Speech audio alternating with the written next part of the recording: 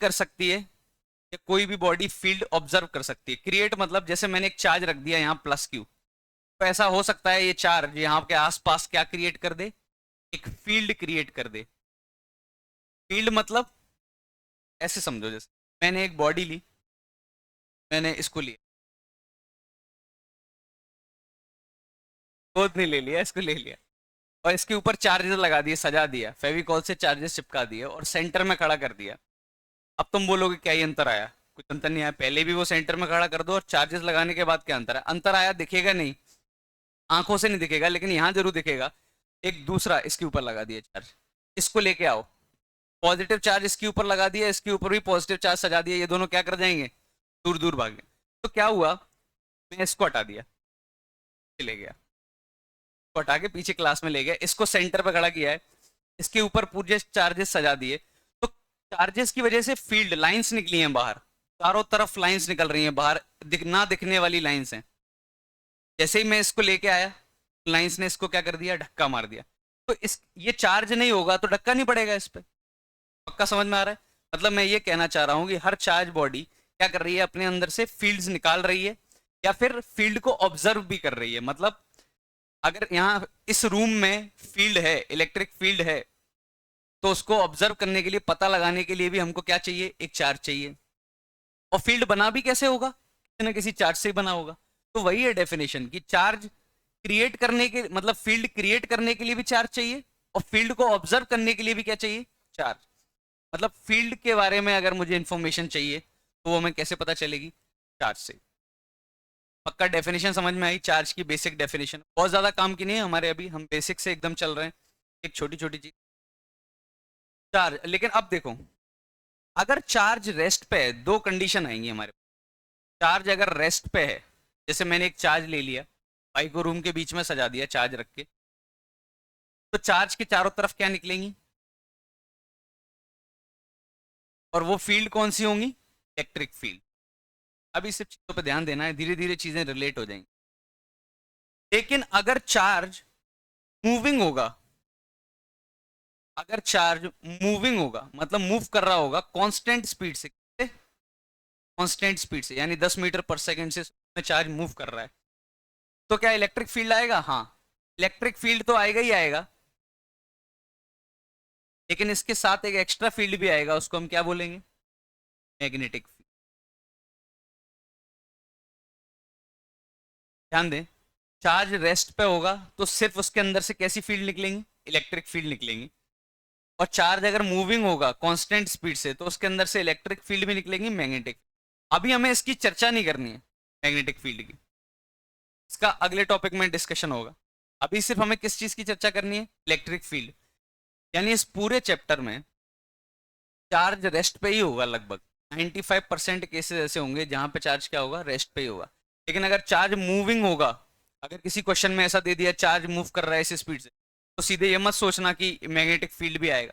आएगा जरूर, लेकिन तुमने अभी सीखा नहीं है तो तुम्हें उसे लगाना नहीं है, मैं पहले बता दूं। अब तुम ये बोलोगे उसने ये पूछा एक चार्ज मूव कर रहा है स्पीड से, बताओ इलेक्ट्रिक फील्ड क्या आएगा, तो तुम्हें सिर्फ इलेक्ट्रिक फील्ड निकालना है, ज्यादा दिमाग नहीं लगाना है कि नहीं मैग्नेटिक फील्ड भी बताया था कि निकलता है, हम मैग्नेटिक भी निकालेंगे, आता ही नहीं है कहाँ से निकाल। लेकिन ये रियलिटी कि मैग्नेटिक फील्ड भी निकलेगा ही निकलेगा। इसी चीज, अगर चार्ज एक्सेलरेट कर रहा होगा तो, मतलब जरूरी थोड़ी है कांस्टेंट स्पीड से जा रहा हो, एक्सेलरेट कर रहा होगा तो इलेक्ट्रिक फील्ड भी आएगी, मैग्नेटिक फील्ड भी आएगी, प्लस इलेक्ट्रोमैग्नेटिक वेव्स भी निकलेंगे।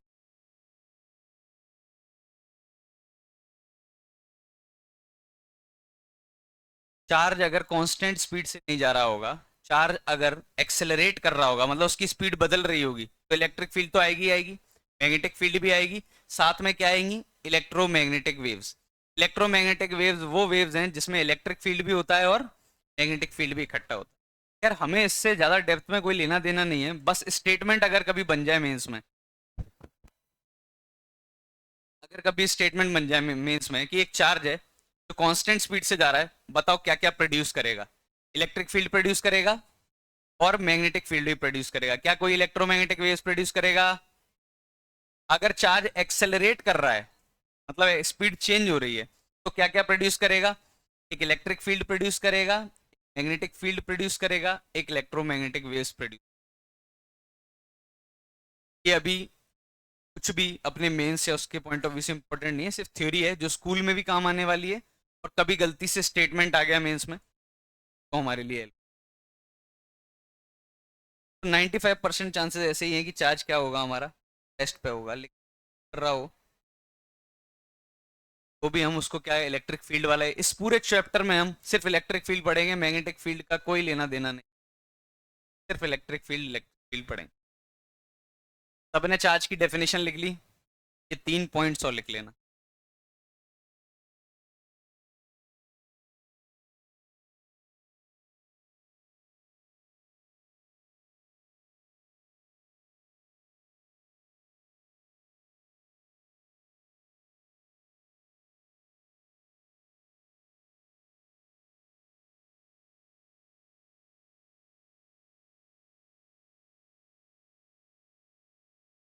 क्या?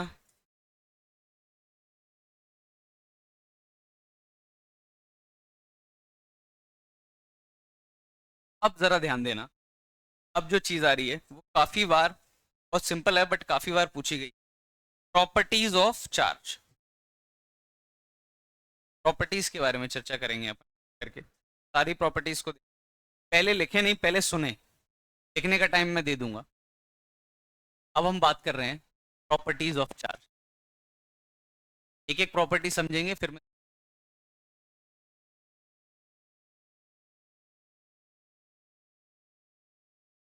प्रॉपर्टीज ऑफ चार्ज, सबसे पहली प्रॉपर्टी चार्ज की, चार्ज इज कंजर्वेटिव इन,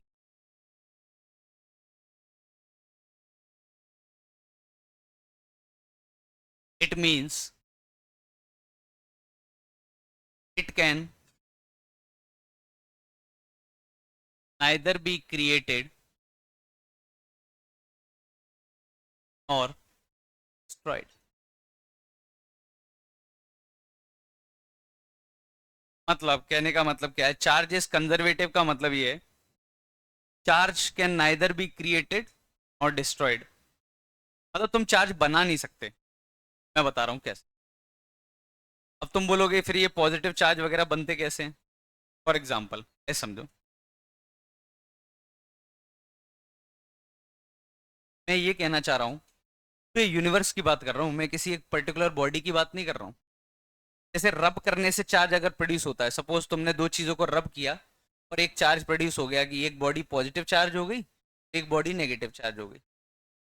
तो कहने का मतलब ये है कि पूरे यूनिवर्स का टोटल चार्ज कांस्टेंट है। अब ध्यान देना, मैं इसके ऊपर नेगेटिव चार्ज कैसे प्रोड्यूस करूंगा? कहीं से दो इलेक्ट्रॉन उठाए, अभी इसके पास जितने प्रोटॉन हैं अगर उतने ही इलेक्ट्रॉन है तो ये न्यूट्रल है कि नहीं? न्यूट्रल। अब मैं बाहर से 5 इलेक्ट्रॉन लेके आया, इसके ऊपर चिपका दिए, तो ये पॉजिटिव चार्ज हुआ कि नेगेटिव चार्ज हुआ? नेगेटिव चार्ज हुआ। अगर मैं इसके अंदर से 5 इलेक्ट्रॉन खींच लूं तो पॉजिटिव चार्ज हो गया। यानी इलेक्ट्रॉन ऊपर लगाना मतलब नेगेटिव चार्ज, और खींच लेना इलेक्ट्रॉन यानी पॉजिटिव चार्ज। तो अगर मैं इसके ऊपर 5 इलेक्ट्रॉन लगा रहा हूं तो कहीं से तो लेके आया हूंगा, जहां से लेके आया हूं वहां 5 इलेक्ट्रॉन की शॉर्टेज हो गई होगी। समझ में आ रहा है मैं क्या बोल? तो चार्ज इस पे जितना बढ़ा उतना कहीं ना कहीं से तो कम हुआ है। तो मैं ये बोलूं कि चार्ज जो है पूरे यूनिवर्स का कांस्टेंट है, मतलब कहीं से कम हुआ तो कहीं से बढ़ा होगा। जैसे इंडिया में आज करेंसी प्रिंट हो रही है, नोट बन रहे हैं, आज सारी नोट जो प्रिंट करने की मशीन है सब बंद कर दूं मैं, तो टोटल जो पैसा है वो कांस्टेंट हो गया, तो छप ही नहीं रहे। तो अगर मेरी जेब से कहीं गया है तो किसी और की जेब में गया हुआ, लेकिन टोटल पैसा तो क्या रहेगा? कांस्टेंट। हमारी जेबों में घूमते रहेंगे पैसे, एक की जेब से दूसरी जेब या कहीं भी, लेकिन टोटल पूरे इंडिया का पैसा तो क्या हो जाएगा? कांस्टेंट। वैसे ही पूरा चार्ज कांस्टेंट है पूरे यूनिवर्स का, एक जगह से कम हुआ है तो दूसरी जगह पक्का क्या हो गया होगा? बढ़ गया होगा। तो वो क्रिएट नहीं हो रहा है, मतलब बन नहीं रहा है, मशीन बंद है तो पैसा बन नहीं रहा है, बस एक जगह से दूसरी जगह क्या हो रहा है? घूम रहा है। तो ये बोलना चाह रहे हैं कि चार्ज कंजर्वेटिव का मतलब है हम चार्ज को बना नहीं सकते, कहीं से आके आ गया होगा, कहीं कम पड़ गया होगा, ऐसे। टोटल चार्ज क्या है? कांस्टेंट। तो बोलते हैं काफी लोग ऐसा ही बोलते हैं टोटल यूनिवर्स क्या है? न्यूट्रल है, मतलब किसी पे पॉजिटिव चार्ज है किसी पे नेगेटिव है, सब जोड़ दिए जाएंगे तो टोटल न्यूट्रल। पूरा यूनिवर्स क्या हो, एक न्यूट्रल हो। जनरली थ्योरी तो यही कहती है न्यूट्रल। तो कहने का मतलब है charge is conservative in nature, can neither be created और डिस्ट्रॉयड। क्या ऐसा मास के साथ भी है क्या? ऐसा मास के साथ भी है? अब नहीं है। आइंस्टीन चीचा गड़बड़ कर गए। पहले ये सही था। पहले डेफिनेशन आती थी मास can neither be created not destroyed, ना हम बना सकते मास ना कुछ कर सकते, लेकिन अब ऐसा नहीं है। आइंस्टीन बोल गए कि अगर इसको मैं स्पीड ऑफ लाइट की आधी स्पीड से फेंक दूं, आधा चला जाएगा, आधा नहीं 1/4 चला जाएगा। मतलब कोई भी टेबल फेंक दो, उसको मत फेंको। टेबल फेंक दो, जैसे तुमने टेबल है, इसमें 10 किलो वजन है, तुमने एक गाड़ी के ऊपर रखा है इस टेबल को, फिर भी और गाड़ी भगा रही है 110 120 50, मास चेंज नहीं होगा। उसी गाड़ी को लाइट की स्पीड के आसपास, मतलब लाइट की स्पीड होती है सी/4 से भगाओ, इस टेबल को, गाड़ी को सी/4 से भगाओ, तो टेबल भी सी/4 से भग रही है, तो टेबल का आधा मास गायब हो जाएगा, किसमें कन्वर्ट हो जाएगा, एनर्जी में। और लाइट की स्पीड से भगा दी अगर ये, तो पूरा ही एनर्जी में कन्वर्ट हो जाएगा। ये आइंस्टीन ने बोला था कि मास ही एनर्जी है। क्यों? मास को सी की स्पीड से भेज दो, पूरा एनर्जी में कन्वर्ट हो जाएगा। तो मास पूरा का पूरा किस में कन्वर्ट हो गया, एनर्जी में। ऐसा तो हुआ नहीं कि मास यहां से कम हो गया कहीं और बढ़ गया, पूरा ही किस में कन्वर्ट ही हो गया, पूरा का पूरा किस में, एनर्जी में। ऐसा चार्ज के साथ नहीं है। चार्ज पूरा का पूरा किसी में कन्वर्ट नहीं हो सकता। तो चार्ज क्या है, कंजर्व। मास कंजर्व नहीं है। ये मत बोलना केमिस्ट्री में कंजर्वेशन ऑफ मास वगैरह मोल्स वगैरह लगा दे, वो अलग चीज है। इस स्पीड से भेज ही नहीं सकते हम, c/2 की स्पीड से किसी चीज भेज ही नहीं सकते। तो प्रैक्टिकली तो मास भी कंजर्व है, लेकिन वैसे नहीं बोल सकते कि अब अगर कोई, अब तुम बना लो मशीन कल को, तो c/2 की स्पीड से भेज दे, मास कंजर्व नहीं होगा। अब वो बन नहीं पा रही है, वो हमारी दिक्कत है। बना लेंगे तो नहीं होगा। आइंस्टीन तो बोल गया कि बना लो। तो पहली प्रॉपर्टी तो ये है कि charge is conservative in nature, मतलब कहीं से चार्ज कम हुआ होगा, कहीं बढ़ेगा। और खास बात में भी एक पॉइंट कि अगर ये बॉडी न्यूट्रल है, ध्यान देना सब लोग, ये बॉडी न्यूट्रल है, मतलब जितने पॉजिटिव है उतने ही नेगेटिव है इसमें। अगर इसमें मैं इलेक्ट्रॉन निकाल लूं, 5 इलेक्ट्रॉन में बाहर निकाल लूं, तो ये बॉडी कैसी हो जाएगी, पॉजिटिव चार्ज, +5e चार्ज आ जाएगा इस पे। ये जला 5 इलेक्ट्रॉन निकाल लिए तो +5e चार्ज आ जाएगा। अगर कोई न्यूट्रल बॉडी है, उसमें मैंने 5 इलेक्ट्रॉन डाल दिए, तो इस पे चार्ज कितना आ जाएगा, -5e आ जाएगा पक्का। और ये 5 इलेक्ट्रॉन कहीं से तो लेके आया हूँ, तब चार्ज कंजर्व तो अभी भी है। तो अगर अगर 5 इलेक्ट्रॉन निकाल लिए, यानी मैंने क्या कर दी, एफिशिएंसी ऑफ इलेक्ट्रॉन। तो यानी इलेक्ट्रॉन, न्यूट्रल बॉडी में से इलेक्ट्रॉन खींच लो, यानी तुमने इलेक्ट्रॉन की क्या कर दी, डेफिशिएंसी। तो क्या क्रिएट होगा, पॉजिटिव चार्ज। अगर एक्सेस कर दिया तुमने, क्या होगा, नेगेटिव चार्ज क्रिएट। बहुत बेसिक बेसिक छोटी छोटी कॉमन सेंस वाली चीजें। पहला, चार्ज। दूसरी बहुत मजेदार property, charge always associated with, ये बहुत बढ़िया चीज है। तो अगर मैं डिकोड करूं इस लाइन को, दूसरी प्रॉपर्टी है ये, charge is always associated with mass. इसका मतलब क्या है, अगर कोई चीज है जिसके पास चार्ज है, उसके पास पक्का मास होगा। ये मैं समझना, मैं लिख रहा हूं अभी थोड़ी। अगर कोई चीज है जिसके पास चार्ज है, पक्का उसके पास क्या होगा, मास होगा। लेकिन कोई चीज जिसके पास मास है, उसके पास चार्ज हो, ये कोई गारंटी नहीं है, उल्टा सही नहीं है। मतलब मैं ये बोल रहा हूँ, जैसे इलेक्ट्रॉन है, इलेक्ट्रॉन के ऊपर चार्ज है ना, 1.6 इंटू 10⁻⁻⁹। तो कुछ मास है इलेक्ट्रॉन का, भले ही कम है, 9.1 इंटू 10⁻31 है कि नहीं है। तो चार्ज है तो पक्का मास होगा। प्रोटॉन के ऊपर भी मास है, जिस चीज के ऊपर चार्ज है उस चीज के पास पक्का मास होगा। लेकिन जिसके पास मास है उसके पास चार्ज हो, इसकी कोई गारंटी नहीं है। फोटोन ले लो, फोटोन का मास क्या मानते हैं हम लोग, 0। फोटोन का रेस्ट मास क्या मानते हैं हम लोग, 0। लेकिन देखो मास नहीं है उसके पास, तो फोटोन के पास चार्ज भी नहीं है। देखो ध्यान दो, क्या फोटोन के पास कोई चार्ज होता है, फोटोन के पास मास नहीं है, तो देखो उसके पास चार्ज भी नहीं है। क्या समझ में आ रहा है। मतलब चार्ज तभी एग्जिस्ट कर सकता है जब उसके पास कुछ मास हो, लेकिन मास हो और चार्ज ना हो ऐसा हो सकता है? न्यूट्रॉन मास है कि नहीं है? चार्ज है। तो कहने का मतलब ये है charge is always associated with mass, का मतलब है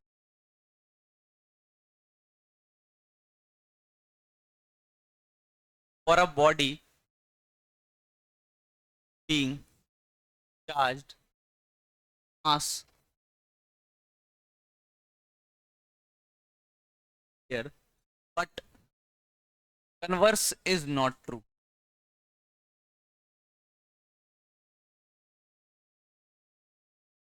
अगर कोई बॉडी चार्ज है तो पक्का उसके पास क्या होगा? मास। लेकिन ये उल्टा ट्रू नहीं है कि किसी बॉडी के पास मास है तो पक्का चार्ज होगा, ऐसी कोई गारंटी नहीं। जैसे एग्जांपल ले लेते हैं हम, फोटोन। ध्यान दो, फोटोन है, फोटोन है, इसका मास जीरो है। कितना है मास? जीरो। तो पक्का चार्ज हो ही नहीं सकता, इसलिए इसका चार्ज भी क्या है? न्यूट्रॉन ले लो, देखो न्यूट्रॉन, न्यूट्रॉन का मास, न्यूट्रॉन का चार्ज जीरो है, तो क्या मास भी जीरो होगा? मास क्या है न्यूट्रॉन का? चार्ज अगर है किसी बॉडी पर, पक्का मास होना ही पड़ेगा उसके पास, ऐसा हो ही नहीं सकता कि उसके पास, लेकिन मास है तो चार्ज की कोई रिक्वायरमेंट नहीं है कि चार्ज हो उसके पास। जैसे ए, बी और सी, तीन आइडेंटिकल बॉडी ले ली मैंने। कैसी बॉडी ले ली? आइडेंटिकल, मतलब एक जैसी दिखने वाली। एक के पास चार्ज दे दिया +5 इलेक्ट्रॉन, एक के पास चार्ज है +5 इलेक्ट्रॉन, एक के पास चार्ज है माइनस, और एक है न्यूट्रल। तीनों आइडेंटिकल थी। एक के ऊपर चार्ज कितना दे दिया? -5 इलेक्ट्रॉन। एक के ऊपर चार्ज हो गया +5e, एक के पास है -5e, एक है न्यूट्रल। किसका मास सबसे ज्यादा होगा?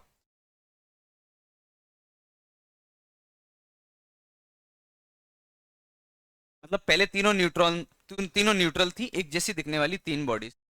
एक के ऊपर मैंने कितना दे दिया? -5e। एक के ऊपर चार्ज कितना है? +5e। एक अभी भी क्या है? न्यूट्रल। सबसे हैवी कौन सा होगा? -5e। सोचो न्यूट्रल था, और -5e कब आया होगा? जब तुमने 5 इलेक्ट्रॉन डाले होंगे। एक इलेक्ट्रॉन का कुछ तो मास होगा, 5 इलेक्ट्रॉन का भी थोड़ा बहुत तो मास होगा। इसका मास क्या हुआ? बढ़ गया। इसमें से तुमने इलेक्ट्रॉन खींचे होंगे, तभी तो पॉजिटिव चार्ज हुआ। तो तुमने और मास इसमें से क्या कर दिया? खींच लिया, तो इसका और कम हो गया। सबसे ज्यादा मास किसका रहेगा? का फिर किसका रहेगा? ए का फिर किसका रहेगा?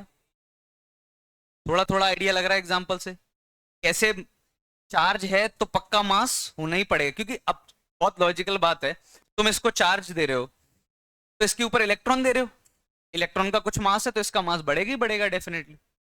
और इसमें से पॉजिटिव चार्ज क्रिएट कर रहे हो तो इसमें से इलेक्ट्रॉन ले रहे हो, तो मास कम हो जाएगा। तो इसीलिए charge is always associated with mass. As it is statement पूछी जाती है, एज इट इज। एक क्वेश्चन आएगा जिसमें 2 से 3 प्रॉपर्टी की स्टेटमेंट होंगी, मैं खुद जज करना पड़ेगा कौन सी स्टेटमेंट। दो प्रॉपर्टी होगी, बनाए जरूर।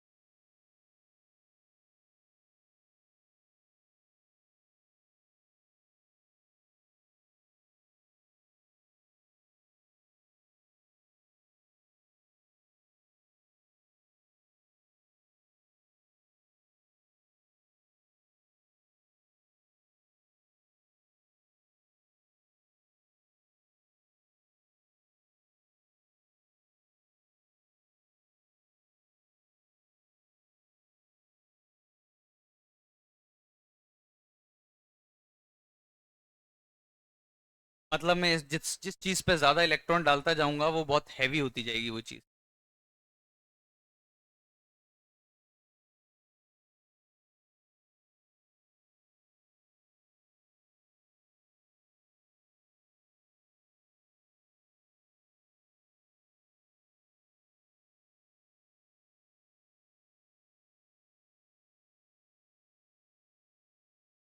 सबने लिखना है यही एज इट इज, डायग्राम वगैरह बना के देख लो। इस बार 12th वाले काफ़ी परेशान थे, नोट्स वगैरह नहीं बने थे। लास्ट में ढूंढते ही रहे नोट्स फोटो करा लें। अभी अहमियत नहीं है, आगे बहुत काम आएंगे। रिवीजन करोगे ना, रिवीजन हो भी नहीं पाएगा, कॉपी काम आएगी एट द एंड। पहली वाली तो लिख ली होगी।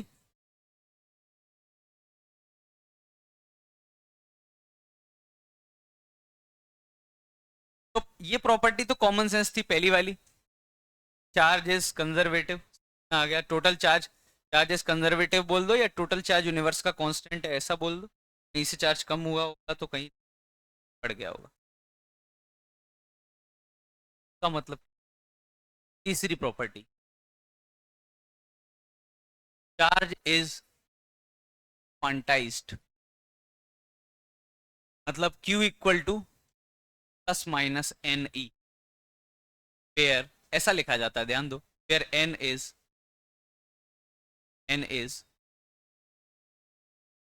टीजर।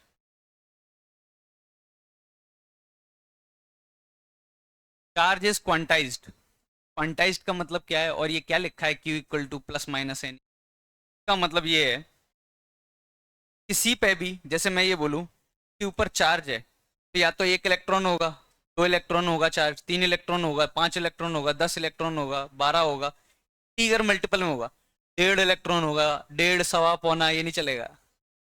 पक्का समझ में आ रहा है मैं क्या बोल रहा हूँ? तो कंप्लीट इंटीजर में आएगा charge, 10 electron, 12 electron, 100 electron, 1000 electron, 1.5, 12.5, 1000, 5.6 electron, ऐसा कुछ नहीं है। इलेक्ट्रॉन के पार्ट्स एग्जिस्ट नहीं कर रहे, मतलब कंप्लीट इलेक्ट्रॉन ही एग्जिस्ट कर रहा है। मतलब मैंने दो लोगों को रब किया, पीछे मुड़ा दिया, हाँ, दो ऑब्जेक्ट को रब किया,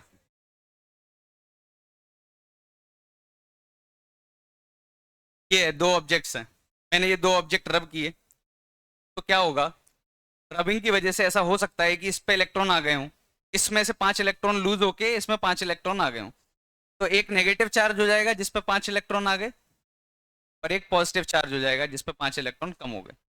पक्का समझ में आ रहा है? तो 5 ही इलेक्ट्रॉन ट्रांसफर होंगे, ऐसा नहीं हो सकता कि 5.5 इलेक्ट्रॉन ट्रांसफर हो जाए या 6.5 इलेक्ट्रॉन। तो चार्ज भी तो ऐसा ही, इस पर चार्ज कोई पूछेंगे तो अपन क्या बोलेंगे, 5 इलेक्ट्रॉन। 5.5 तो बोल ही नहीं सकते, क्योंकि ट्रांसफर ही नहीं हो सकते, इलेक्ट्रॉन, एक इलेक्ट्रॉन ट्रांसफर होगा, इसका मतलब इलेक्ट्रॉन का टुकड़ा करना मुश्किल है। इलेक्ट्रॉन जब भी होगा वो कंप्लीट जाएगा, एक इलेक्ट्रॉन, दो इलेक्ट्रॉन। लेकिन अभी रिसेंटली देखे गए कि न्यूक्लियस के अंदर क्वार्क्स भी एग्जिस्ट कर, क्वार्क्स नाम है, ऐसे कुछ पार्टिकल होते हैं जो अपने स्कोप के बाहर हैं, कोई मतलब 2/3 +2/3 इलेक्ट्रॉन मतलब। लेकिन ये न्यूक्लियस के बाहर ही अंदर ही एग्जिस्ट कर रहे हैं, न्यूक्लियस के बाहर आते ही ये इलेक्ट्रॉन एग्जिस्ट ही नहीं कर रहे हैं, अनस्टेबल है। मतलब इनका कोई हमारी प्रैक्टिकल लाइफ में कोई रोल नहीं है, ये बस न्यूक्लियस के अंदर ही देखे जा रहे हैं, न्यूक्लियस के बाहर आते ही खत्म, टाटा बाय बाय। मतलब ये हमें पढ़ना नहीं है, लेकिन फॉर्मेशन के लिए क्वार्क्स बोलते हैं, और ये 2/3 इलेक्ट्रॉन मान लो न्यूक्लियस के अंदर एग्जिस्ट कर रहे हैं, न्यूक्लियस के बाहर अनस्टेबल हैं, अपने आप टूट जा रहे हैं, खत्म हो जा रहे हैं एकदम। ये कहने का मतलब जो न्यूक्लियस के अंदर एग्जिस्ट कर रहे हैं, और न्यूक्लियस के अंदर हम जा नहीं सकते, कुछ हमारा यूज ही नहीं है, तो ये एक तरीके से एग्जिस्ट ही नहीं कर रहे हैं, कोई रोल ही नहीं है। तो हमें तो सिर्फ ये समझना है चार्ज क्या है, क्वांटाइज्ड। अब मैं एक बिल्कुल कॉमन सेंस वाला एग्जांपल पूछ रहा हूँ, ध्यान देना। एग्जांपल जैसे मैंने वहां दिया था एग्जांपल, वैसे ही दो आइडेंटिकल बॉडी हैं, सही,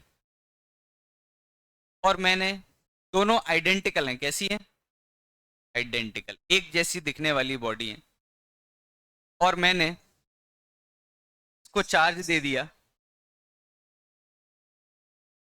इस पे चार्ज है -11 इलेक्ट्रॉन, और ये कैसी है, और मैंने इन दोनों को वायर से कनेक्ट कर दिया।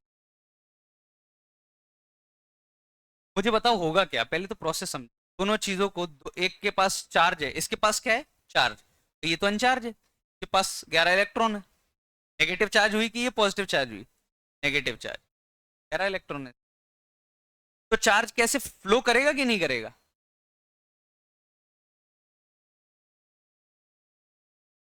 एक चार्ज बॉडी है, एक अनचार्ज बॉडी है। अभी मैंने कोई नहीं पढ़ाई तुम्हें फिजिक्स, मैं तो कॉमन सेंस से पूछ रहा हूँ, देखें कितना कॉमन। एक चार्ज बॉडी है, एक अनचार्ज बॉडी है, न्यूट्रल है ये, और मैंने वायर से कनेक्ट कर दिया। चार्ज फ्लो करेगा या करंट फ्लो करेगा कि नहीं करेगा? फ्लो करेगा करंट। पक्का समझ में आ रहा है ना? वरना तुम्हें करंट लगता कैसे है? चार्ज होती है कोई चीज, उसमें उंगली डाल देना, इसमें डाल देना, अभी जाते हैं। क्या हो रहा है? फ्लो कर रहा है ना चार्ज, तुम वायर की तरह ही तो काम कर रहे हो। जमीन पे, जमीन क्या है? अर्थ। अर्थ न्यूट्रल। तुमने प्लग में उंगली डाल दी, तुम वायर बन गए। चार्ज फ्लो कर जाएगा, जहां चार्ज ज्यादा है वहां से कहाँ फ्लो कर गया, जहां चार्ज कम है। तो इसमें फ्लो कर जाएगा, तो कब तक फ्लो करेगा चार्ज? दोनों आइडेंटिकल हैं। कितने इलेक्ट्रॉन हो जाएंगे इस पे? 6 और इस पे 5, 5.5। देखो कॉमन सेंस तो ये कहता है कि क्या होना चाहिए, ये 11 इलेक्ट्रॉन। कॉमन सेंस क्या कह रहा है देखो, ये कह रहा है कि 5.5 इलेक्ट्रॉन इस पे होने चाहिए और 5.5 इलेक्ट्रॉन इस पे होने चाहिए। फाइनली यही होना चाहिए। ऐसा देखो, ऐसा तो हो नहीं सकता एक पे ज्यादा हो एक पे कम हो, आइडेंटिकल है, ऐसा क्या ही अंतर है इन दोनों। तो क्या होगा? ऐसा हो सकता है? ऐसा तो हो ही नहीं सकता, ये तो बेसिक प्रॉपर्टी है चार्ज की जो हम बदल ही नहीं सकते।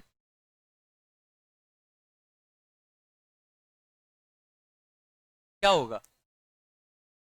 हाँ, एक एक करके बोलो। हाँ, इसे बोलो। ये माता है। वायर में 1 इलेक्ट्रॉन रह जाएगा? मतलब ये बोल रहा है वायर में 1 इलेक्ट्रॉन रह जाएगा, और कोई कोई और आंसर देना चाह रहा है? हाँ। पहली कौन सी थी? हाँ तो क्या चलता रहेगा? मतलब क्या चलता रहेगा? मतलब करंट रुकेगा ही नहीं कभी? तो तुम तो, मतलब ये क्या बात है? ऐसा नहीं है। हाँ, और कोई? हाँ सही बोल रहा है, बिल्कुल सही बोल रहे हो, एकदम सही बोल रहे हो कि ऐसा हो नहीं सकता। तो ऐसा जरूर हो सकता है। ये सिचुएशन नहीं हो सकती, तो ये सिचुएशन जरूर होगी कि 5 इलेक्ट्रॉन इस पे रह जाएं और 5 इलेक्ट्रॉन इस पे रह जाएं, और वायर के सेंटर में, वायर के पास 1 इलेक्ट्रॉन रह जाए, क्योंकि इसके अलावा कोई कंडीशन बन ही नहीं सकती। इन दोनों पे 5.5 5.5 गारंटेड नहीं हो सकती, ये बहुत ही फंडामेंटल प्रॉपर्टीज हैं, चाहो तो लिख लो। ये कभी वायलेट नहीं हो सकती। 5 और 5 इलेक्ट्रॉन, तो बचा 1 इलेक्ट्रॉन कहाँ रहेगा? वायर में। और देखो वायर के मिड में रहेगा, तुम सोच भी सकते हो, क्योंकि ये रिपेल करेगा इसको, ये भी इसको रिपेल करेगा, थोड़ा थोड़ा फील आ रहा है, तो बीच में वो बैलेंस हो जाएगा। तो 1 इलेक्ट्रॉन पक्का कहाँ रहना पड़ेगा? वायर में रहना पड़ेगा। पक्का समझ में आ रहा है?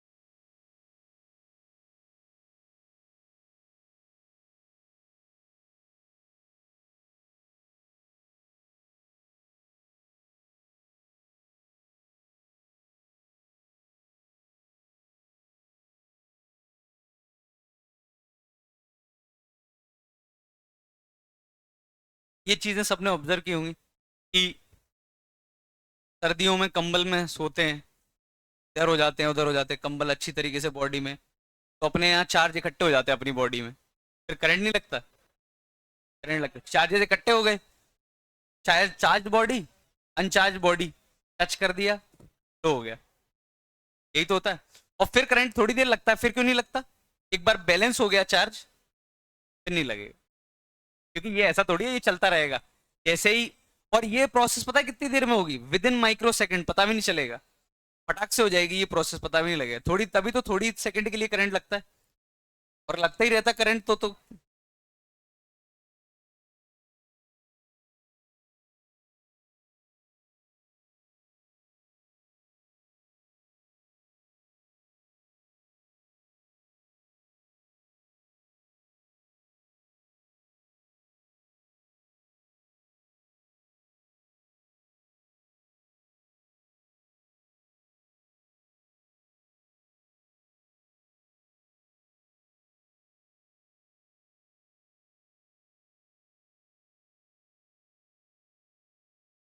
लिख लिया, ये वाली तो लिख ली थी।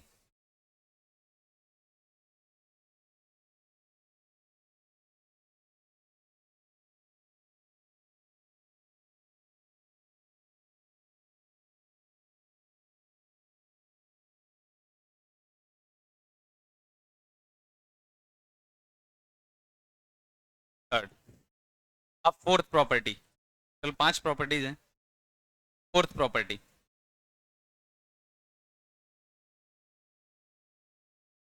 Non charges are non relativistic in nature. मैं ये ऊपर क्यों लिख रहा हूं, charge is quantized, charge is non relativistic in nature. लिख के ऐसे ही आएगा, हिंदी में डिकोड करके नहीं आएगा तुम्हारे पास कि अरे ऐसे बताया था कि 1.5 पौना पता नहीं चलेगा, ये लिख के तो यही आएगा। Charge are non relativistic in nature कहने का मतलब क्या है, जी में समझें इसको। अच्छा, सब लोगों को पता होगा, जैसे किसी चीज का मास है एम नॉट, ये कहीं देखा हुआ लग रहा होगा, कहीं तो देखा ही।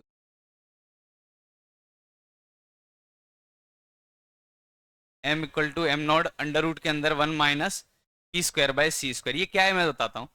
जैसे तुम्हारा मास था 10 किलो, हमारा मास था 10 किलो, नहीं एम नॉट मान लेते, जैसे एम नॉट मास था।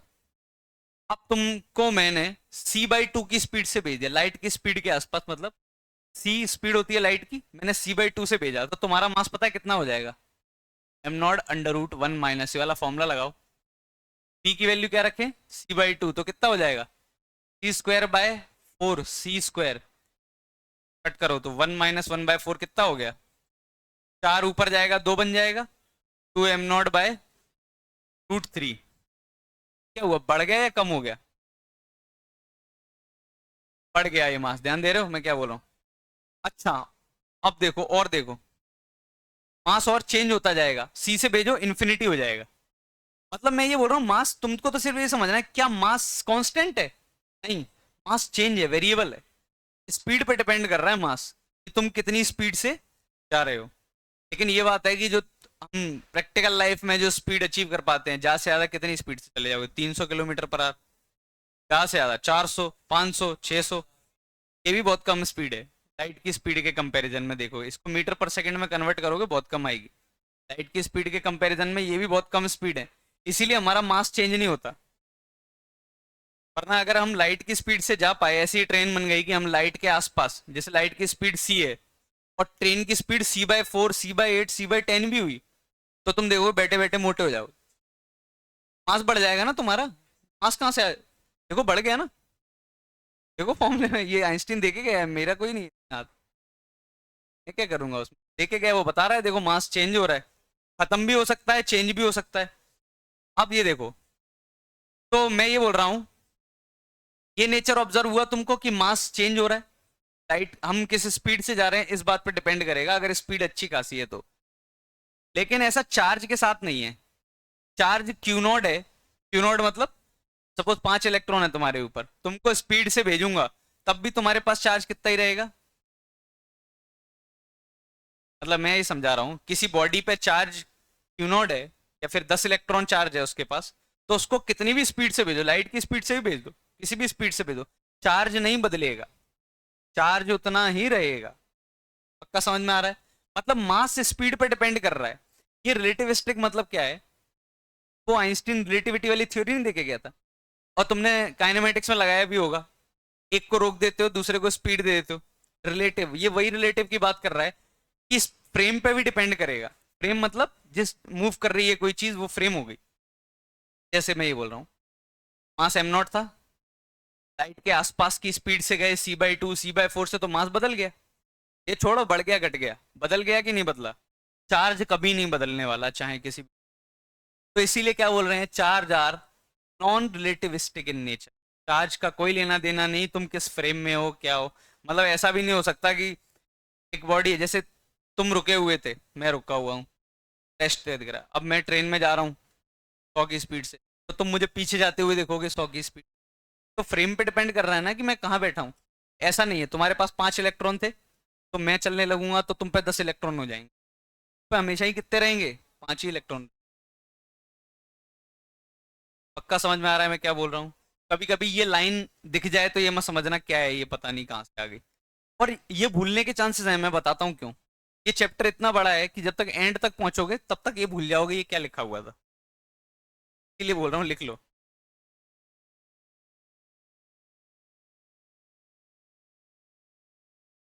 लास्ट प्रॉपर्टी और बहुत कॉमन सेंस, सबको रटी हुई होगी। लाइक चार्जेस क्या करते हैं? रिपेल।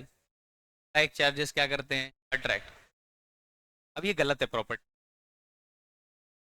बचपन से जो पढ़ते हो वो सब गलत ही है।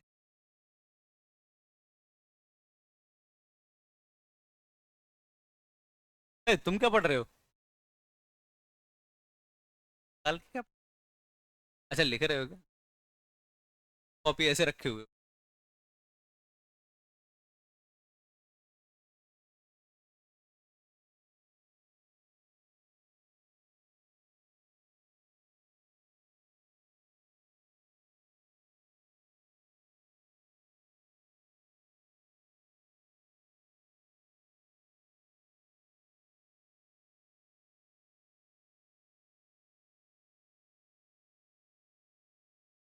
क्या था ना। अब बहुत मजा आएगा, ध्यान दो जरा, ये बहुत बढ़िया इंपॉर्टेंट पॉइंट है। इस पे आईआईटी ने पैराग्राफ भी बना रखा है, इस सिर्फ अकेली इस प्रॉपर्टी पे थ्योरी के क्वेश्चन भी पूछ पूछ लिए हैं, पैराग्राफ भी बना लिया और फंसा दिया है। लोग इलेक्ट्रोस्टैटिक के क्वेश्चन क्वेश्चन क्वेश्चन एग्जाम्पल करते जाते हैं, छोटी सी प्रॉपर्टी में फंसे। प्रॉपर्टी बहुत सिंपल है। Like charges repel, unlike charges attract. इसमें एक छोटा सा चेंज कर दूं तो ये प्रॉपर्टी एकदम सही होगी। और पॉइंट चार्जेस, ये ऑब्जेक्ट के लिए नहीं है। जैसे एक ऑब्जेक्ट है, स्फेरिकल ऑब्जेक्ट, उस पर तुमने चार्ज रख दिया, एक ऑब्जेक्ट है, उसके लिए नहीं है। ये सिर्फ उनके लिए है कि इलेक्ट्रॉन इलेक्ट्रॉन इलेक्ट्रॉन सबसे छोटा पार्टिकल है, जैसे इलेक्ट्रॉन इलेक्ट्रॉन पक्का ही क्या करेंगे? रिपेल, क्योंकि वो क्या है? पॉइंट चार्जेस हैं, छोटे चार्जेस। प्रोटॉन प्रोटॉन भी क्या करेंगे? रिपेल। प्रोटॉन इलेक्ट्रॉन क्या करेंगे? अट्रैक्ट। ये सही है क्योंकि ये क्या है? Point charges. लेकिन अगर तुमने एक स्फेरिकल ऑब्जेक्ट ले लिया या कोई बड़ा ऑब्जेक्ट ले लिया, इसके लिए ये चीज ट्रू नहीं है। तो स्फेरिकल चीज अट्रैक्ट कर सकती है भले ही उन पर सेम चार्ज हो। मैं बता रहा हूँ अभी, 2 मिनट में समझ में, अभी करके देता हूँ। यहां तक तो समझ में आया? मतलब मैं ये बोल रहा हूँ, और पॉइंट चार्जेस, अगर चार्जेस एकदम छोटे हैं, फंडामेंटल हैं, जैसे इलेक्ट्रॉन हुए, प्रोटॉन हुए, तो ये स्टेटमेंट एकदम सही है। मतलब अगर तुम्हें मैं स्टेटमेंट लिख दूं, पहला स्टेटमेंट ये हो गया, एक स्टेटमेंट ये लिख दूं, a charge body, a charged body can attract a neutral body. अगर तुम्हें सिर्फ ये मालूम है, लाइक चार्जेस क्या करते हैं, मतलब पॉजिटिव अपोजिट चार्जेस क्या करते हैं? अट्रैक्ट। सेम चार्जेस क्या करते हैं? तो इस ये स्टेटमेंट सही मारोगे या गलत मारोगे? क्या लग रहा है? तुम तो ये बताओ, ये स्टेटमेंट सही है या गलत?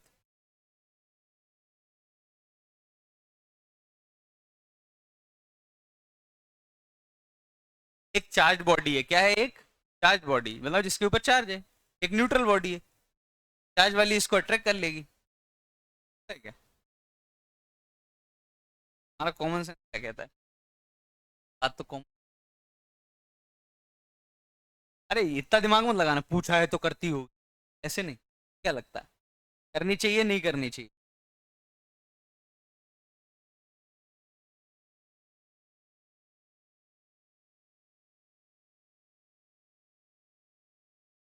अच्छा ठीक, स्टेटमेंट यही तो फंसाने वाली बात। A charge body can attract a similar charge body.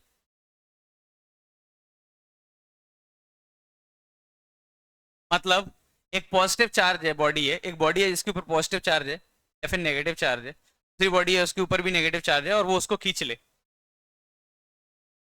दो मार्कर हैं, एक बार इस मार्कर पे 5 इलेक्ट्रॉन है और एक बार ये न्यूट्रल है, क्या ये इसको खींच सकता है? इसी में सवाल। पहली लाइन ये लिखिए। दूसरी लाइन है, इस पे 10 इलेक्ट्रॉन है और इस पे भी 12 इलेक्ट्रॉन है या 1000 इलेक्ट्रॉन है। सपोज इस पे 1000 इलेक्ट्रॉन है, इस पे 20 इलेक्ट्रॉन है।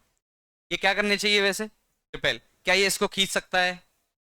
मेरा तो ये है सवाल कि इनमें से कौन सा स्टेटमेंट सही है, पहला दूसरा? क्या लग रहा है? पहला सही है क्या?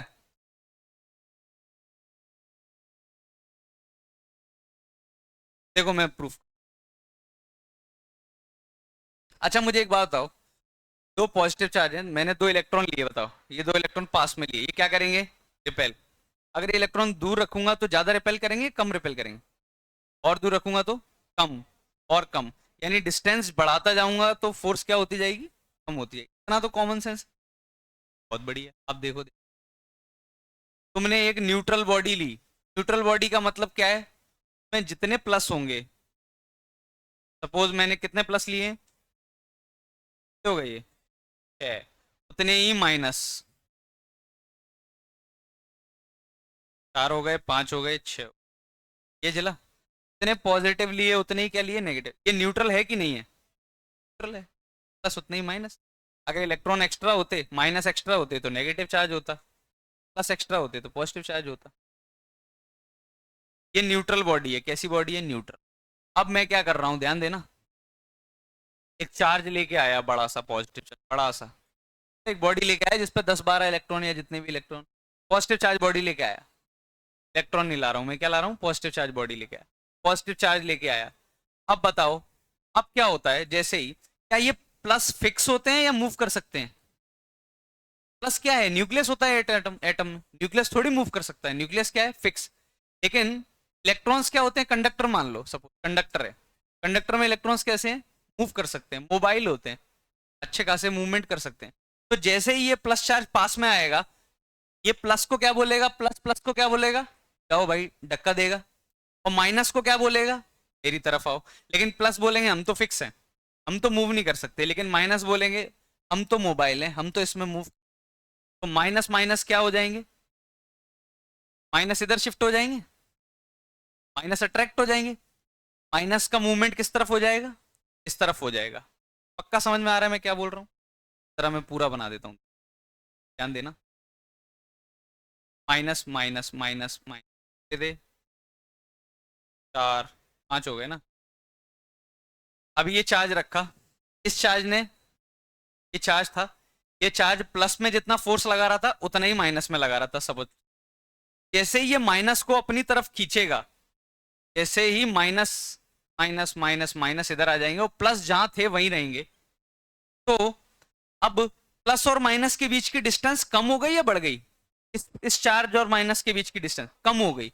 तो अभी जो एफ और एफ कट रहा था, जो पॉजिटिव पे फोर्स और नेगेटिव पे फोर्स था, वो कट रहा था पहले, इसलिए ये अट्रैक्ट नहीं हो रही थी। लेकिन जैसे ही तुम पास में ले गए, जैसे ये बहुत दूर है, फिर तुम पास में ले गए, माइनस इधर आ गए, तो प्लस माइनस को क्या कर रहा है? खींच रहा है।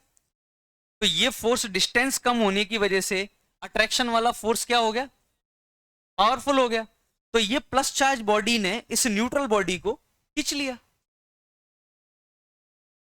दोबारा ध्यान दो, न्यूट्रल बॉडी थी, जितने प्लस थे उतने माइनस थे।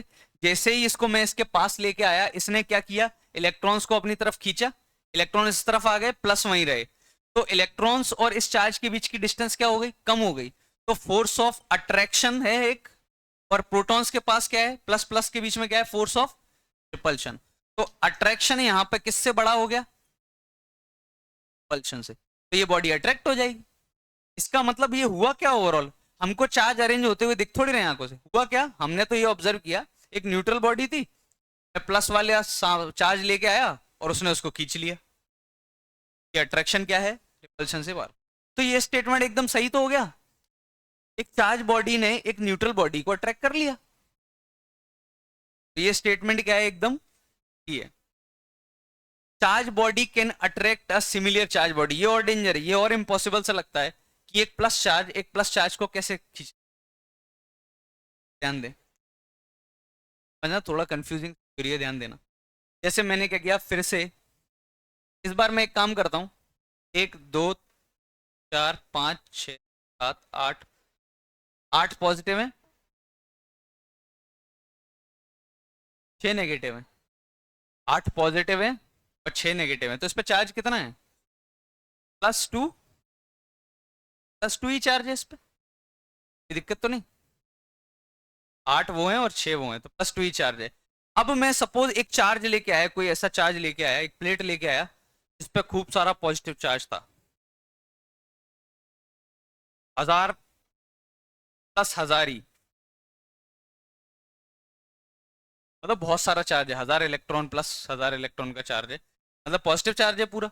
अब मैं इसको पास में लेके आ रहा हूं, ध्यान देना। क्या प्लस मूव करेंगे? नहीं, प्लस तो फिक्स ही है, न्यूक्लियस तो फिक्स होता है। इलेक्ट्रॉन्स को ये क्या करेगा? अपनी तरफ खींच लेगा, ध्यान देना। ये क्या करेगा? पहले इसको लिख लो फिर।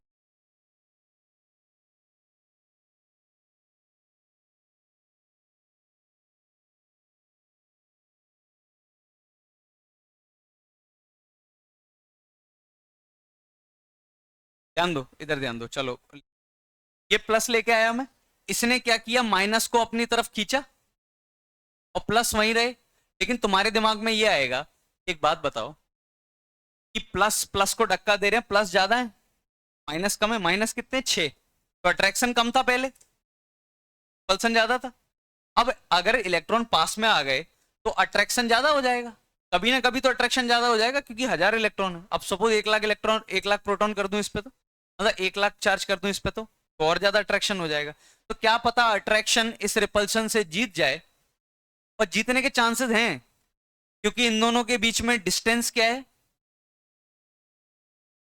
डिस्टेंस कम है। तो ऐसा हो सकता है कि ये प्लस इन माइनस को अट्रैक्ट करे, और बहुत फोर्स से अट्रैक्ट करे। तो प्लस प्लस को अट्रैक्ट कर रहा है एक तरीके से। तो ये स्टेटमेंट भी सही है, बस इसमें एक छोटी सी चेंज कर दें। चार्ज बॉडी, इसको हैवीली लिखें तो और बढ़िया लगेगा, लेकिन ऐसा भी आ जाए तो गलत नहीं टिक करना है। Heavily charge body can attract a similar charge body, ये स्टेटमेंट भी करेक्ट है।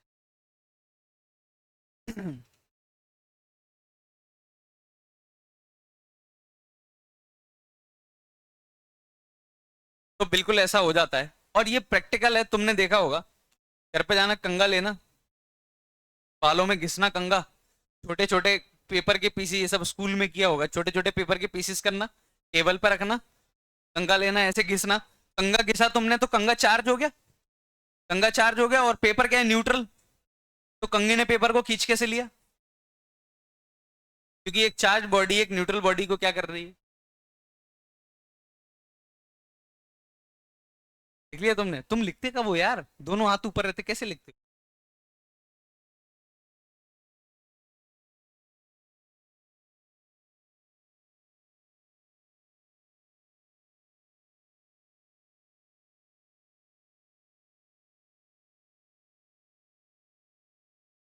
क्या कर रहे हो तुम लोग?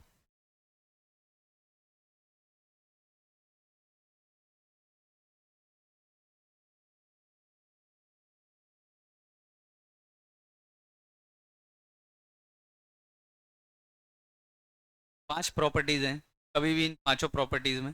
चलो ये एक ऐसी चीज है, रफ रफ आइडिया लग गया होगा हमें, तो ये पॉइंट्स थोड़े याद रखने हैं, चार्ज कैसा होता है। तो सबसे पहली प्रॉपर्टी क्या थी, पहले लिख लो फिर बता दो। 5 प्रॉपर्टी एक बार रिवाइज, अपन आगे चलते हैं हमारे लॉ पे।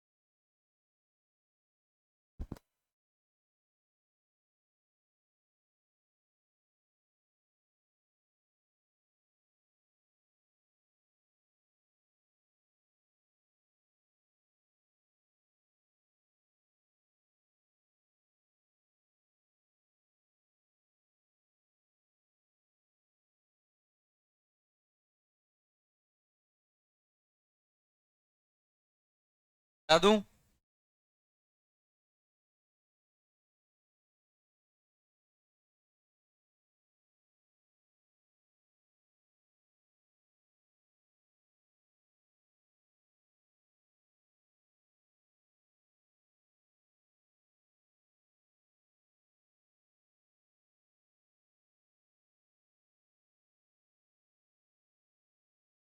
ध्यान दो, चलो। 5 प्रॉपर्टीज थी, पांचों प्रॉपर्टी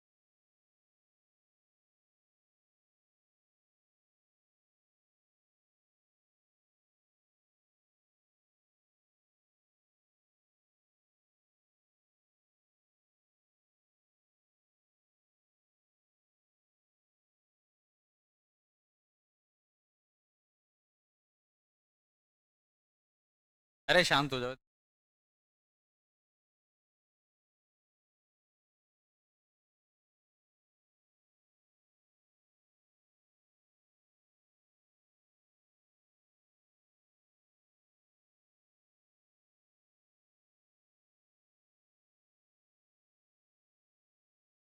कूलम्स लॉ।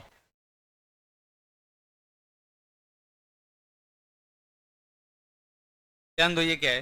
हाँ, वैसे हम ग्रेविटेशन में देख चुके हैं एक तरीके से, अब वही पार्ट रिवाइज होगा जो अपन ग्रेविटेशन में कर, लगभग जो चैप्टर है वो पूरा का पूरा वही चलेगा। ध्यान दें, कूलम्स लॉ क्या है, वहाँ न्यूटन्स ग्रेविटेशन लॉ था, यहाँ कूलम्स लॉ था। उन्होंने ये बोला, एक चार्ज है, मैं पहले एक्सप्लेन कर देता हूँ, जैसे प्लस क्यू वन बॉडी है, चार्ज है प्लस क्यू वन। एक बॉडी है जिसके पास चार्ज है प्लस क्यू टू, और इनके बीच में डिस्टेंस अगर कितनी है, आर। अच्छा, ये बॉडी क्या करेंगी, एक दूसरे को फेल करेंगी, दोनों पॉजिटिव चार्ज है और पॉइंट है। तुम स्लो किसके लिए था, सिर्फ पॉइंट चार्जेस के लिए। ऐसा नहीं है दो बॉडी के लिए, सिर्फ कूलम्स लॉ किसके लिए था, पॉइंट चार्जेस के लिए। कि अगर Q1 है और एक पे Q2 है, तो ये इसको रिपेल करेगा, तो जो फोर्स आएगा, ये इसको जिस फोर्स से रिपेल करेगा, ये इसको उसी फोर्स से रिपेल करेगा। फोर्स कितना आएगा, फोर्स ऑफ रिपल्सन कितना आएगा, उन्होंने बोला इस डायरेक्टली प्रोपोर्शनल। ध्यान दें सब लोग, फिर लिखना। उन्होंने बोला दो चार्जेस हैं रख दिए, तो इन दोनों के बीच में रिपल्शन आएगा, मतलब एक इसको रिपेल करेगा, इसको रिपेल करेगा, जो फोर्स आएगा जिस फोर्स से रिपेल करेंगे ये, वो फोर्स दोनों के चार्जेस के प्रोडक्ट के डायरेक्टली प्रोपोर्शनल। तो जितना ज्यादा चार्ज होगा, ये बॉडी है, दो इलेक्ट्रॉन रिपेल कर रहे हैं, अगर चार इलेक्ट्रॉन हुए तो ज्यादा रिपेल करेंगे या कम रिपेल करेंगे, ज्यादा रिपेल करेंगे। और चार्जेस बढ़ा दिए दोनों पे तो और ज्यादा रिपेल करेंगे। क्या समझ में आ रहा है, मतलब मैं चार्जेस बढ़ाता जाऊंगा, इसका मतलब उन्होंने बोला जो इन दोनों चार्जेस के बीच में फोर्स आ रही है, तो दोनों के चार्जेस के प्रोडक्ट करो के प्रोपोर्शनल। और उन्होंने ये बोला force is inversely proportional to R square, जितना दूर होंगे उतना कम लगेगा, आर बढ़ाते जाओगे तो फोर्स क्या होता जाएगा, कम होता जाएगा। दोनों को एक्सप्रेशंस को कंबाइंड करके उन्होंने एक लॉ बना दिया, 1Q2 आर स्क्वायर। और जब भी हम प्रोपोर्शनैलिटी हटाते हैं तो क्या आता है, एक कांस्टेंट। कांस्टेंट आया यहाँ के 1/r²,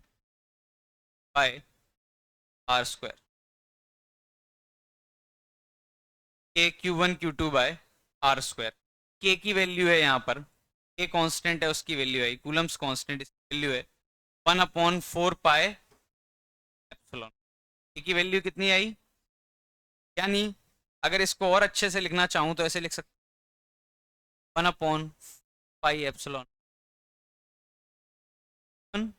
Q2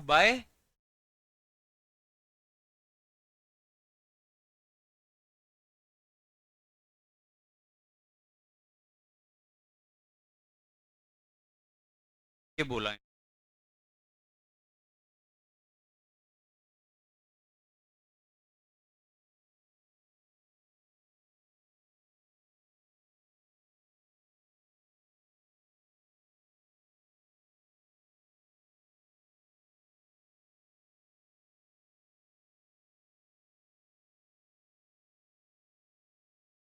लॉ है, लॉ प्रूफ मांग नहीं सकते कि कैसे हुआ, उनकी मर्जी उनने कैसे निकाला। बहुत सारे एक्सपेरिमेंट किए होंगे, निकाला होगा, हर बार फोर्स ऐसा ही एक्सप्रेशन बन रहा होगा तो। यानी ग्रेविटेशन में क्या बना था, G m1 m2/r², तो सब कुछ वैसे ही चलेगा कि फोर्स वैसा ही है ना, इसीलिए सारे एक्सप्रेशंस वगैरह सब, बस के की जगह क्या आ गया था, जी। तो या तो ऐसे याद रखो या ऐसे याद रखो, बहुत आसान क्वेश्चन। जैसे एग्जाम्पल 1 से स्टार्ट करते हैं।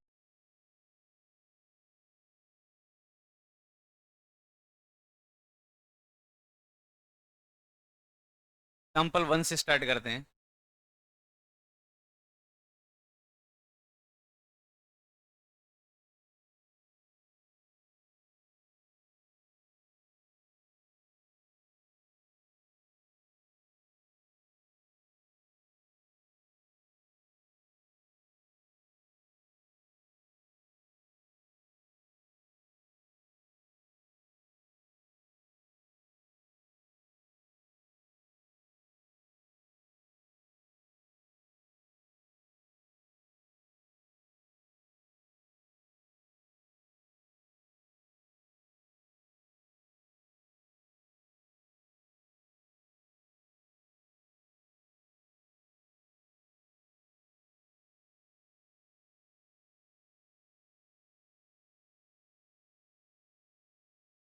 ध्यान दो सब लोग, दो पॉइंट मासेज हैं, ये 1 माइक्रो कूलम। माइक्रो सबको पता है क्या होता है, और मास है, मास ऑफ दिस, इसका मास है 4 मिलीग्राम। तो ये डिस्टेंस कितनी होनी चाहिए, D, distance, D equal to distance for which charge are remains at equilibrium।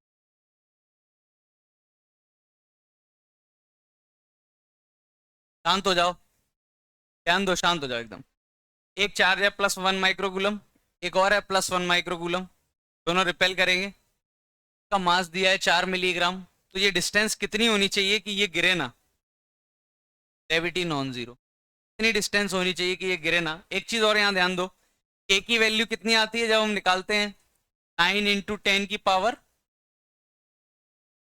फिर से एक बार ध्यान से देखो, दो चार्जेस हैं, दो पॉइंट चार्जेस हैं, दोनों रिपेल करेंगे, तो उनके बीच में जो फोर्स आया, फोर्स का एक्सप्रेशन आया, वो क्या आया, के Q1Q2/r², ये फॉर्मूला आया। के की वैल्यू कितनी होती है, 9 × 10⁹। कैसे निकाली होगी, पाई की वैल्यू पता है 3.14, 4 पता है, और एप्सिलॉन, एप्सिलॉन नॉट की है 8.85 × 10⁻⁻। ये सब अलग से आएंगे दोबारा, एप्सिलॉन नॉट क्या होता है तो अलग से डील करेंगे, लेकिन अभी सिर्फ इनकी वैल्यूज याद कर सकते हैं। एप्सिलॉन नॉट की वैल्यू इतनी है, तो मैंने 4 की रखी, पाई की रखी, और एप्सिलॉन नॉट की वैल्यू रखी, तो सीधे सीधे के की वैल्यू कितनी निकल के आ गई, 9 × 10⁻। तो इस चीज को यूज करो, जरा सॉल्व करो।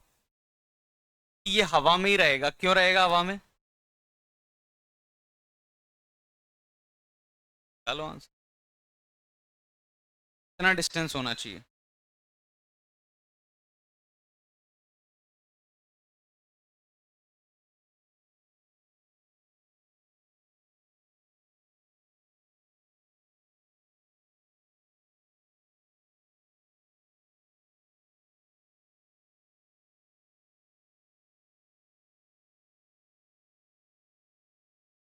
दस ले लो,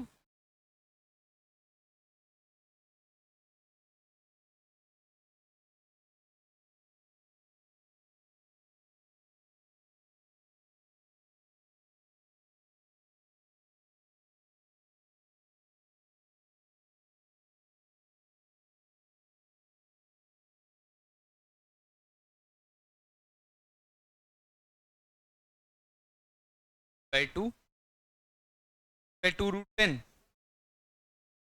में।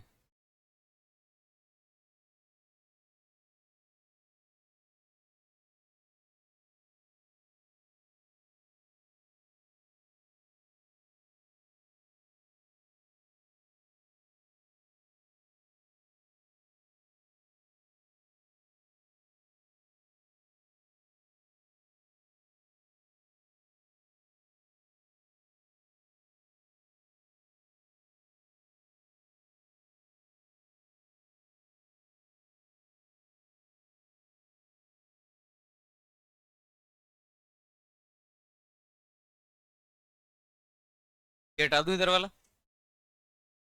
ये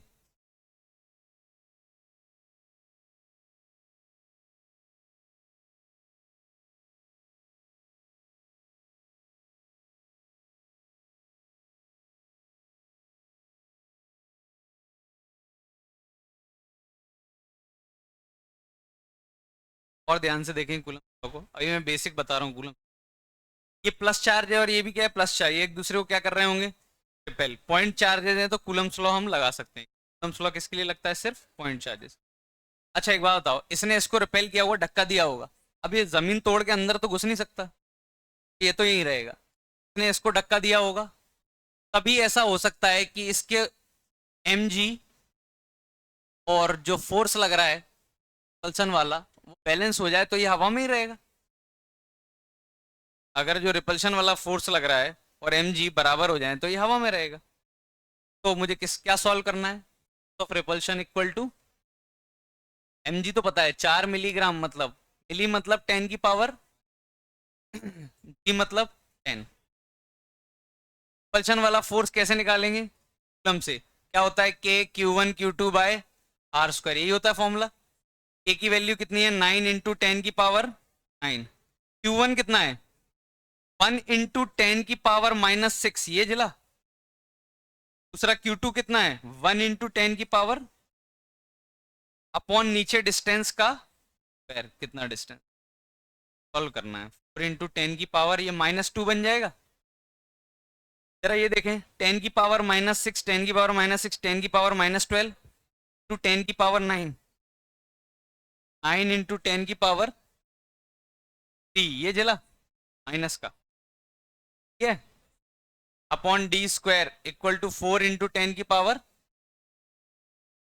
ठीक है। ये कितना हो गया? इसने इसको काटा तो क्या बचेगा? 10 डी स्क्वायर इक्वल टू 9/40, ठीक है। ये कितना आ गया रूट के अंदर? 9/, ये आया था क्या? ये आया था तो सही है। इसी को बाहर निकाल के लिख दिया था।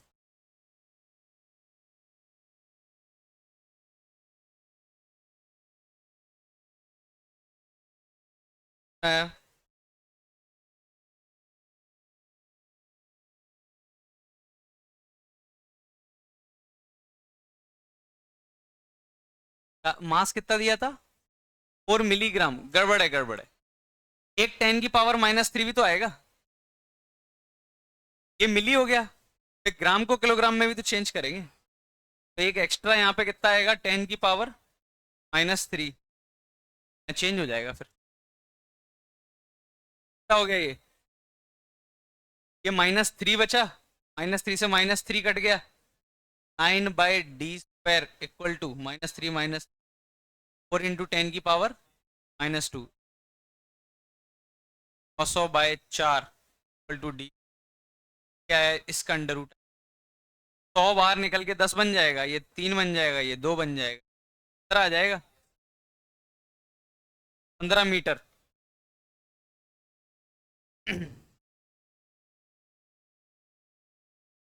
तुम ये देखो, इसका वजन कितना कम है।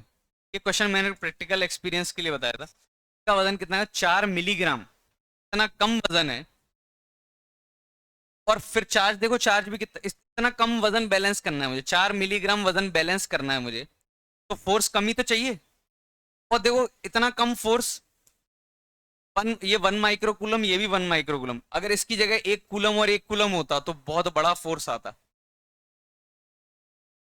समझ में आ रहा है मैं क्या बोल रहा हूँ? 1 कूलम छोटा चार्ज होता है या 1 कूलम बहुत ज्यादा चार्ज होता है? 1 कूलम बहुत ज्यादा चार्ज होता है। अच्छा खुद सोचो ना, अगर मैं 1 कूलम और 1 कूलम, जरा बताओ कितना दूर रख दूं? यही 15 मीटर पे रख दूं, 15 मीटर के डिस्टेंस पे, जरा फोर्स निकालना कितना आ रहा है। F इक्वल टू के Q1 Q2 bye are square. कितना आया जरा निकालना। इसको 2 जीरो और इसके यूज कर लो तो 10⁻7/225 न्यूटन। 900/225 कितना होता होगा? 4 के आसपास। पूरा एग्जैक्ट निकालने की जरूरत है। 4 × 10⁻7 न्यूटन। और किलो में सोचो इसको तो 4 × 10⁻7 न्यूटन, यानी ये कितने वेट के बराबर होगा? 40 × 10⁻6, 40,000 किलो वजन के बराबर है। तो मैं ये बोल रहा हूँ कि 1 कूलम बहुत बड़ा चार्ज है। 1 कूलम अगर तुमने 15 मीटर पे रख दिया तो अच्छा खासा फोर्स प्रोड्यूस कर सकते। इसलिए मैंने वहां पे क्या लिया था? Micro coulomb. फिर फॉर्मूला यूज करना बता रहा हूँ, फॉर्मूला है क्या।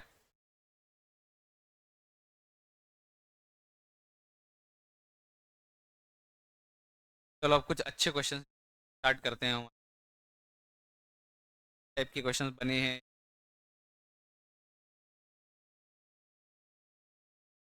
बेसिक फॉर्मूला यूज करना समझ में आ गया। फॉर्मूला क्या है? KQ/R²।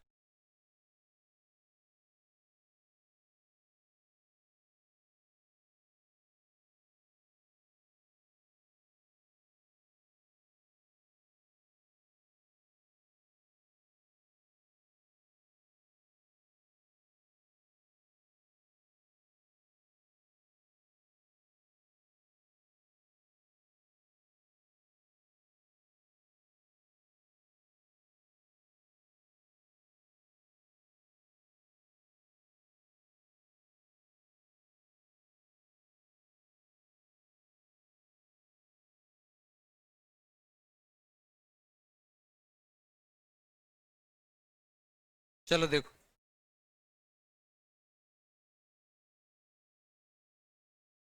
कुछ एग्जाम्पल करते हैं। एग्जाम्पल वन, एक चार्ज है Q, plus Q naught, point charges हैं, plus Q naught, plus Q naught, plus Q. ये फिक्स है, ये फिक्स है, ये भी फिक्स है। चारों के चारों मैंने क्या कर दिए, फिक्स। और ये स्क्वायर फ्रेम में रखे हुए हैं, तो ऐसे रखे हुए हैं, इन दोनों के बीच में डिस्टेंस, इन दोनों के बीच में, सबके बीच में ये स्क्वायर है, साइड ए है। Force, magnitude of force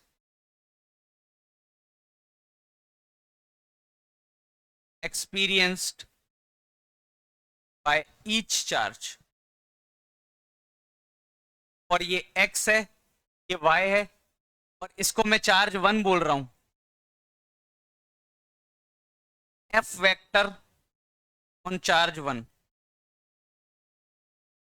question समझो, मैं समझा दे रहा हूं।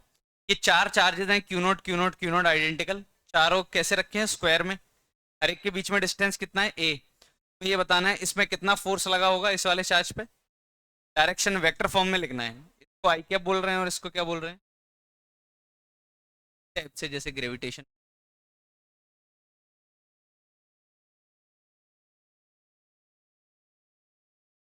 एक प्लस क्यू नॉट, एक प्लस क्यू नॉट, एक प्लस क्यू नॉट। ये इक्विलेटरल ट्राइंगल के फॉर्म में रखे हुए हैं। की साइड कितनी है, equilateral triangle with side A. Find experience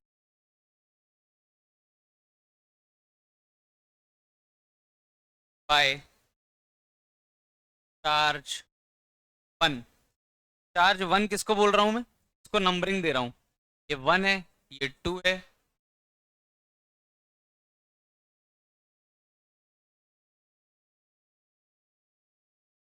if charge node, charge 1 coulomb is placed at centroid, find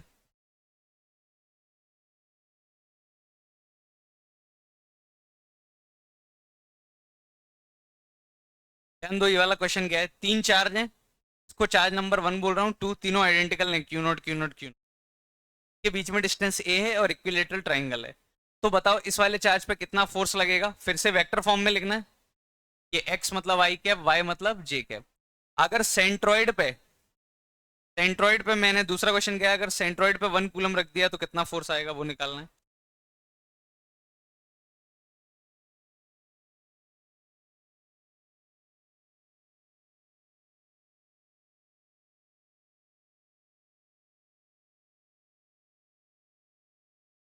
nine Q है,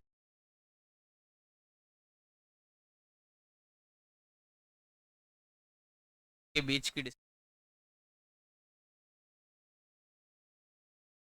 ये fix.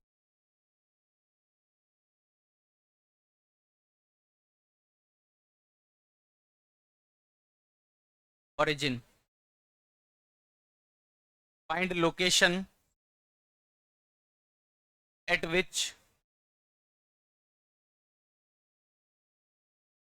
any charge placed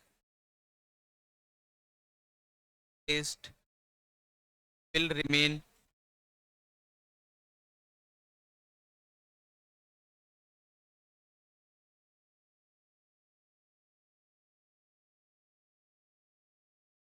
question क्या है, ध्यान दो। एक 9 क्यू है, एक क्यू है, के बीच में डिस्टेंस डी है, ओरिजिन। बताओ एक चार्ज, कोई भी चार्ज कितने भी मैग्नीट्यूड का कहाँ रखा जाए, कोई भी चार्ज ले सकते हो तुम। अब कोई 1 कूलम ले लो, कोई 2 कूलम लो, कहीं भी कहाँ रखूँ यहाँ की वो क्या रहे, इक्विलिब्रियम। चलो पहले मैं दे देता हूँ, eight which charge 3 coulomb 3 coulomb charge कहाँ रखूं कि वो क्या रहे, इक्विलिब्रियम में। And also find weather equilibrium is stable और अनस्टेबल। तीनों क्वेश्चंस लिखो, तीनों क्वेश्चंस लिखो, ट्राई करो, लिखो, ट्राई करो।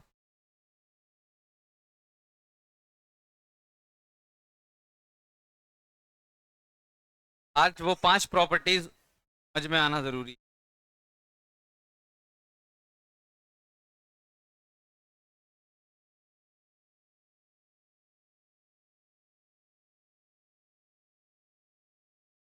ये कितना आ रहा है,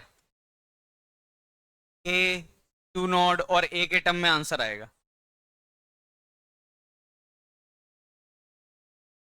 ध्यान दो सब लोग, जब सॉल्व करोगे इस वाले चार्ज को एक तो ये रिपेल करेगा, एक फोर्स, इसको ये भी रिपेल करेगा, इसको ये भी रिपेल करेगा। तीनों फोर्सेस का कॉम्बिनेशन कितना आएगा वो निकालना है तुम। यहाँ पे भी ये होगा, इसको एक तो ये रिपेल करेगा, ये रिपेल करेगा, दोनों का रिजल्टेंट कितना आएगा। पर खुद से ट्राई करो, फिर सॉल्व करता हूँ। नए बच्चे कितने हैं इसमें, नए बच्चे भी हैं क्या, लौटा दो यार। ठीक, क्या हो गया, बस कर रहा है।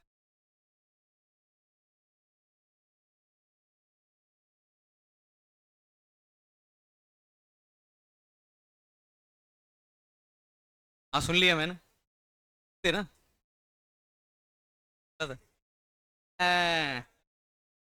ठीक कह रहे थे ना, नए हो पुराने हो, पुराने हो अब, नए हो पुराने, नए हो तुम, बहुत पुराने हो भगवान।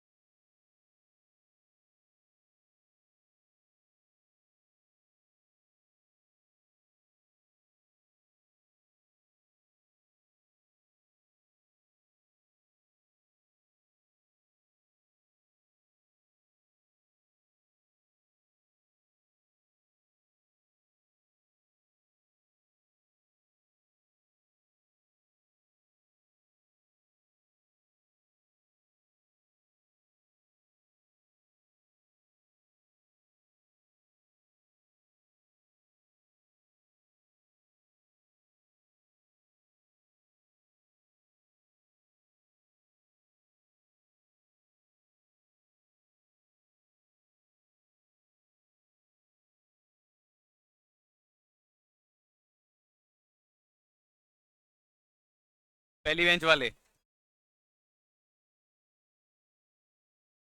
कर लिए, पहला तो कर लिया होगा, पहला कर लेते हैं चलो। पहले पे पहले।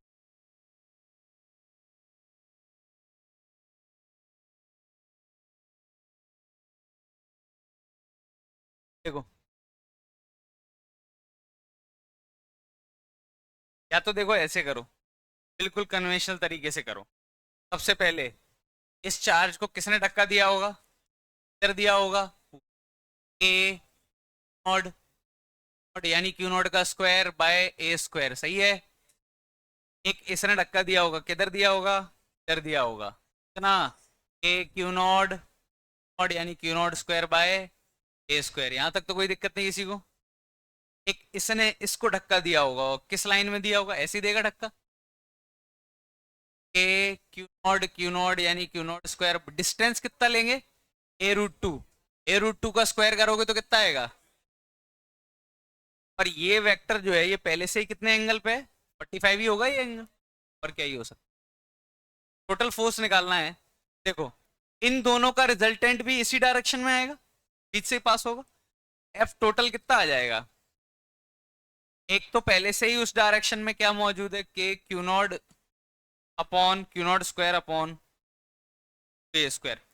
इन दोनों का रिजल्टेंट कितना हो जाएगा, एफ और एफ कितना होता है, F√2 होता है ना, दोनों बराबर हैं, तो इन दोनों का रिजल्टेंट कितना हो जाएगा, के Q naught square upon square into ये जिला। अब दिक्कत क्या है ऐसे करने में, मैं बताऊं, बार बार ये के क्यू नॉट स्क्वायर वगैरह लिखना पड़ेंगे, इससे अच्छा बेसिक लॉजिक लगाओ। इसको एफ मान लूं, मतलब साइड में लिख लूंगा के Q naught square upon A square को क्या मान लिया मैंने, एफ। ये एफ है तो ये भी क्या होगा, ये कितना हो गया, F/2।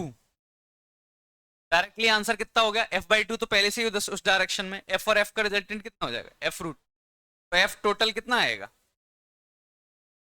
F/2 प्लस, बाद में एफ की वैल्यू छापते रहो। पक्का समझ में आया मैं क्या बोल रहा हूँ। लेकिन अगर वेक्टर फॉर्म में लिखना होता आई कैप जे कैप में, तो कैसे लिखते जरा ध्यान दो। एफ आई कैप तो है ही, और आई कैप में क्या आएगा, F/2 का cos 45। एफ तो है ही आई कैप में, और क्या आएगा, F/2 का cos 45। ये किस में आएगा, आई कैप में। जे कैप में कितना आएगा, एफ तो है ही, F/2 का sin 45। एफ प्लस F/2 का, एक किस वेक्टर में, जब हमें रिजल्टेंट लिखना है तो ऐसा लिख गया। अब एफ की वैल्यू छाप दो, छापो, इसमें जाएगा, एफ कॉमन ले लो पूरे में से, और बाहर आ गया, कितना हो गया, के Q naught square upon 1 plus cos 45 1/√2 होता है, बाई 2, क्या आई कैप में है, और इतना ही किस में होगा, ए कैप में होगा। मैंने ये एफ क्या कर लिया मैंने, क्या आंसर आएगा, और एफ की वैल्यू इसमें छाप दोगे तो कोशिश करो कि बार बार के Q1 Q2 ये सब ना लिखना पड़े, एफ लिखो उसको। जैसे यहाँ भी ये इसको कितने फोर्स से धक्का देगा, F, same distance same charge, तो ये भी कितना आएगा, एफ। क्यों बार बार के Q1 का, समझ में आ रहा है, ये इसको धक्का देगा, बराबर चार्ज, सब कुछ आइडेंटिकल है, एफ। ये इसको धक्का देगा, ये भी कितना है, एफ। एफ मैं साइड में लिख लूंगा अपने नोट्स में, के Q naught square by square, बाद में एफ पुट करते रहेंगे। तो इसने इसको धक्का दिया कितना, एफ, इसने इसको धक्का दिया, ये भी along the line of impact कितना, एफ। ये एंगल कितना होता है, ये भी कितना होगा, पक्का समझ में आया। तो क्यू नॉट पे फोर्स कैसा लग रहा है, सब लोग ध्यान दो, एफ, और बीच में लाइन डालूं तो ये 30-30 हो जाएगा कि नहीं हो जाएगा, 30-30 हो गया, पूरा 60 था, अगर बीच में लाइन डालूं तो 30-30। अब ध्यान दो, एफ का sin 30 इधर आएगा, तो कोई तोड़ना तो आता ही है, अपन 11th हो गया, एफ का sin 30 इधर आता है, एफ का sin 30 इधर, ये कट जाएंगे या जुड़ जाएंगे, कट जाएंगे। एफ का cos 30 ऊपर, एफ का cos 30 ऊपर, ये जुड़ जाएंगे, तो इस पर नेट फोर्स आएगी ऊपर की तरफ कितनी, 2F cos 30, ये जिला सर आएगा मेरा। Total force experience by charge 1 is 2F, कितना है अब छाप दो, cos 30 कितना होता है, सर आया इसका, A Q naught square by A square इस डायरेक्शन में, दिक्कत तो नहीं? एफ से ऐसा कुछ नहीं हो जाएगा, बस गंदा गंदा लिखा नहीं दिखेगा, गलती होने का। समझ में आ रहा है?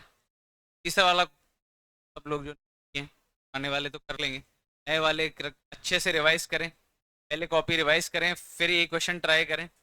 अभी कोई होमवर्क नहीं है, कल से होमवर्क आएगा मॉड्यूल, कॉपी रिवाइज करें, अभी स्टार्ट है, ये ध्यान दें। हाँ, टेस्ट का सिलेबस है कंप्लीट मैकेनिक्स फुल स्टेशन तक, complete mechanics, kinematics, one dimension, two dimension, Newton's, friction, work of energy, centre of mass, rotation. Gravitation भी डालना है क्या? नहीं, बहुत है, कर लो कर लो।